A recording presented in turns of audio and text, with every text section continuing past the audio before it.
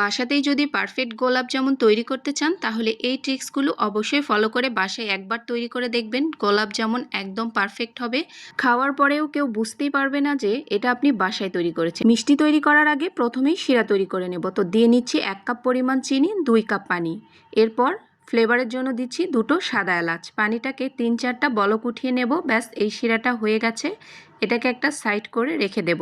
গোলাপ জামুন মিষ্টি তৈরি করার জন্য নিয়ে নিচ্ছি 1 কাপ পরিমাণ গুঁড়া দুধ, সাথে নিয়ে নিচ্ছি হাফ টেবিল চামচ পরিমাণ বেকিং পাউডার, 4 টেবিল চামচ পরিমাণ ময়দা, এর সাথে নিয়ে নিচ্ছি 1 টেবিল চামচ পরিমাণ ঘি। উপকরণগুলো ভালো করে হাত দিয়ে চেপে চেপে মেখে নেব।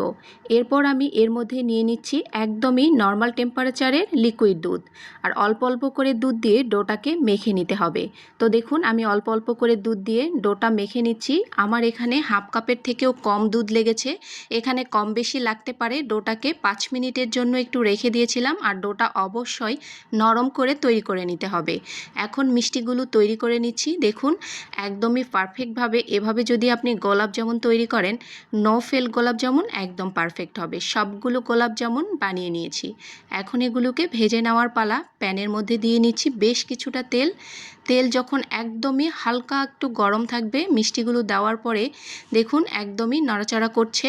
আর তেলটা বেশি গরম অবস্থায় মিষ্টিগুলো দিলে মিষ্টিগুলো তাড়াতাড়ি পোড়া লেগে যাবে আর ভেতরটা কাঁচাই থেকে যাবে। তো দেখুন মিষ্টিগুলো তেলে দেওয়ার সাথে সাথে কতটা ফুলে ডাবল হয়ে গেছে। এই পর্যায়ে জালটাকে একটু বাড়িয়ে নিচ্ছি যাতে মিষ্টিগুলোর কালার চলে আসে। ভেতর থেকে মিষ্টিগুলো পুরোপুরি কুক হয়ে গেছে। তো দেখুন মিষ্টিগুলোর কালার একদম পারফেক্ট হয়ে গেছে। এই পর্যায়ে এগুলোকে তেল ছড়িয়ে উঠিয়ে নেব। আর উঠিয়ে সাথে সাথেই আমি এই শিরার মধ্যে দিয়ে নিচ্ছি। তো শিরাটাকে আমি আবারও কিছুটা গরম করে নিয়েছি।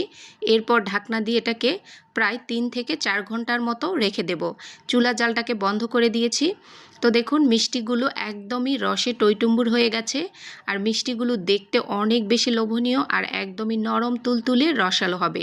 এইভাবে একবার গোলাপ জামুন বাসায় তৈরি করে দেখবেন, দেখবেন কতটা পারফেক্ট হয়েছে। বারবার এভাবেই তৈরি করবেন। রেসিপিটি যদি ভালো লেগে থাকে নিজেদের টাইমলাইনে সেভ করে রেখে দিতে পারেন যাতে পরবর্তীতে আপনারা দেখে এই মিষ্টিগুলো বানিয়ে নিতে পারেন।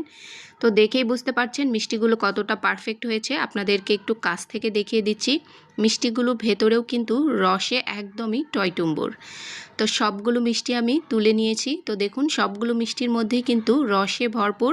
আমি আপনাদেরকে একটা মিষ্টি কেটেও দেখাচ্ছি কাছ থেকে। দেখুন কতটা নরম আর স্পঞ্জি হয়েছে। আর এটা খেতে একদমই দুর্দান্ত হয়। অবশ্যই অবশ্যই বাসায় একবার হলেও ট্রাই করে দেখবেন। আশা করছি আপনাদের এই গোলাপ জামুন তৈরি করতে পারবেন। আল্লাহ হাফেজ। এই পর্যন্তই। সবাই ভালো থাকবেন। আবারও দেখা হবে নতুন রেসিপিতে। আসসালামু আলাইকুম।